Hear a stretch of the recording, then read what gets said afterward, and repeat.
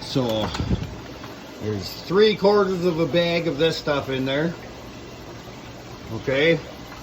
And then I'm gonna have just regular play sand that you get from like Home Depot. And then the little trick I like to do is I like to take a bigger bucket and a smaller sort of wide mouth container. This is like an old peanut butter jug or something.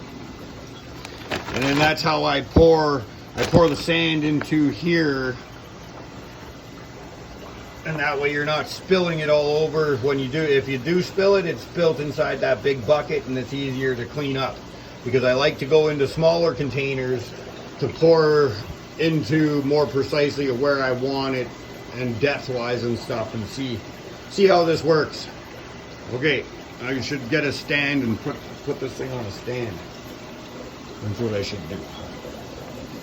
Let's go get a stand.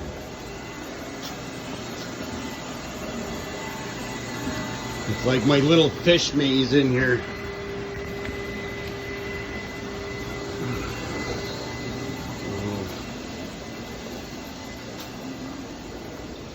Okay.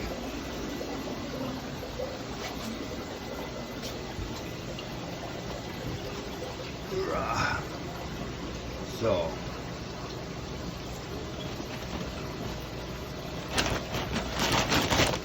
Saying, if you go like that and if you go like this, right, and then you can fill up your one container, but for the stuff that spills over the edges and the stuff, you know, like that, it usually gets caught in the bucket and you're not spilling it all over the floor and having to sweep it up as much. It's all in a separate container. And then what I like to do is then you just got your jug full, and then you're able to put it more like where you want it, you know what I mean? And you can put it right down in there. I only want the front to be, basically I'm thinking the depth of these rocks, you know, keep the sandy front just sort of shallow like that. Right? And then I'm just having these rocks as like help me raise up the back a little bit once I get it there, so I don't have to use as much sand, you know what I'm saying? That's what this stuff is. It's just helping me try and get a little bit of more filler up under there. But yeah, here, we'll fill this up here.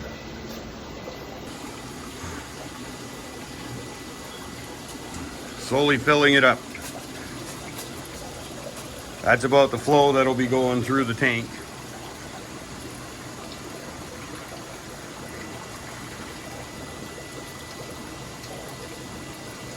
Use a container so I'm not brushing everything away.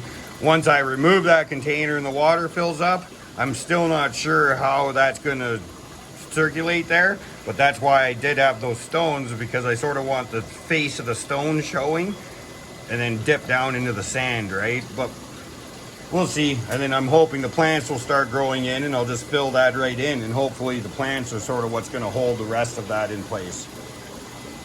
But fingers crossed, this tank will grow in nicely. We're going to be patient, which aquariums, that's one thing they'll teach you, is patience. So we're going to take our time, no fish in here for a while, and we're going to watch the progress of the plants and see if we can focus on seeing if the plants will grow well in here or not. So hopefully, wish me luck. Or well, don't wish me luck, wish the plants luck. But we did use the dirt and just the sand, and then like I said, I want to try and keep the front like an open front. Maybe down the line get some Coradoras.